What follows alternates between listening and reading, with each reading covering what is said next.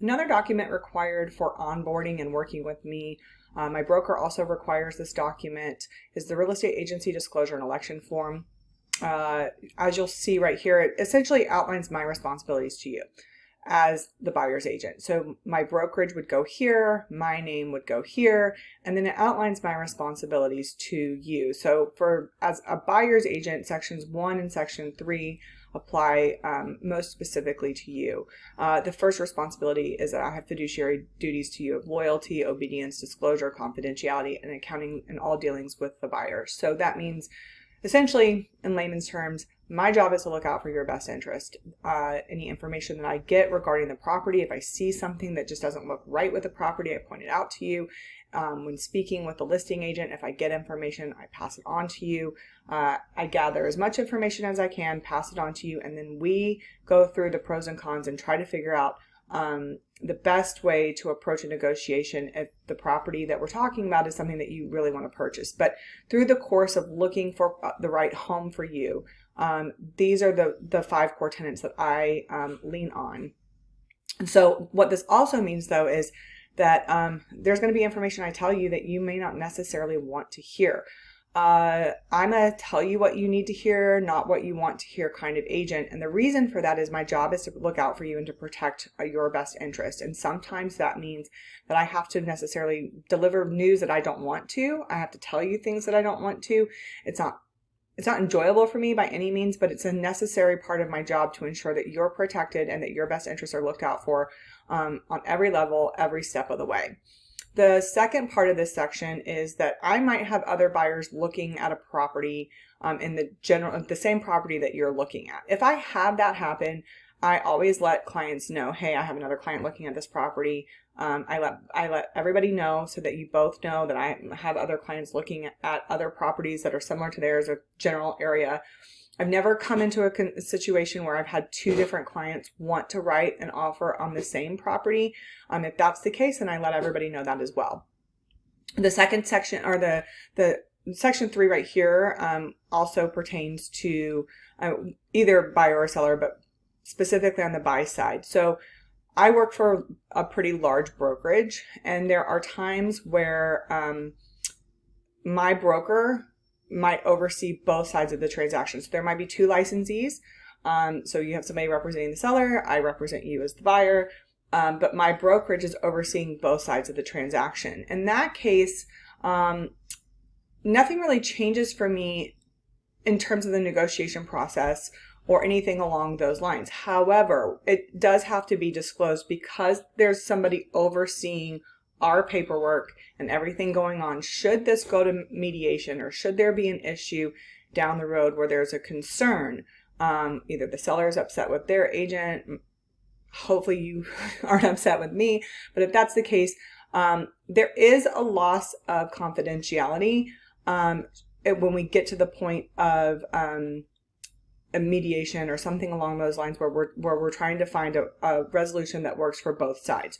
So in that case, I also go through in a separate video the limited representation document. In a dual agency situation, I break down everything that you need to know about what that risk is to you, and how that affects you both in the short and the long term. And then you can decide, do you want to move forward with purchasing the property, knowing that my broker, so essentially my boss for lack of a better term, is overseeing both my paperwork for you as the buyer, but they're also seeing the paperwork and the transaction for the listing agent. And if that's the case, then we go much more in detail about the pros and cons and the risks versus reward in a situation like that. So this section, lines 24 through 30, are probably the most important lines in this document. They're outlined again in the buyer broker agreement. They're extremely important, and I try to make sure that everybody is very well aware of what this paragraph says. So basically what this paragraph says is that there are certain things that the seller does not have to disclose to a buyer, and if it's important to you, it is something that you have to do your own due diligence on, because the seller is not required to disclose it. So these instances are if the property has been the site of a natural death, suicide, homicide, or any other crime classified as a felony, It was owned or occupied to a person exposed with HIV or diagnosed with having AIDS or any other disease not known to be transmitted through common occupancy of real estate. And 3 is located in the vicinity of a sex offender. So those 3 things, if they are important to you and it's something that you want to know, there are other ways to find out that information, but the seller does not disclose that information to the buyer. There's nowhere for them to disclose it. If I ask the listing agent, they wouldn't have to disclose it to me. So it's super important that if those things matter to you, that we do that you do other investigative ways of looking for the answers to those questions. Now, because it's in bold, we know it's important. So the duties of a broker in a real estate transaction do not relieve the seller or the buyer from responsibility to protect their own interests. The seller and the buyer should carefully read all agreements to ensure that the documents adequately express their understanding of the transaction. So in this case, basically, my job is to help facilitate you purchasing a property and making sure that all the documents are done appropriately and in the best way to protect you.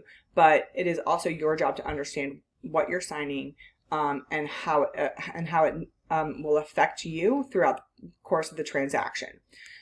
So down here for buyers, for a buyer, this box would be checked to represent the buyer as the buyer's broker, and then this box would be checked to show the buyer properties listed with the broker's firm.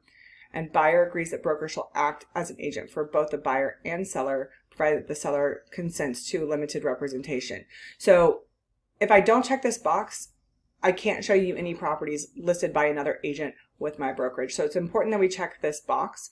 If you are adamant that you do not want dual representation in any way, shape, or form, then we need to discuss that, because it will limit the inventory and what's available for you to see. Then down here on line 46, we check the buyer's box. Your name is printed, signature here with the date, and then that goes into my broker file.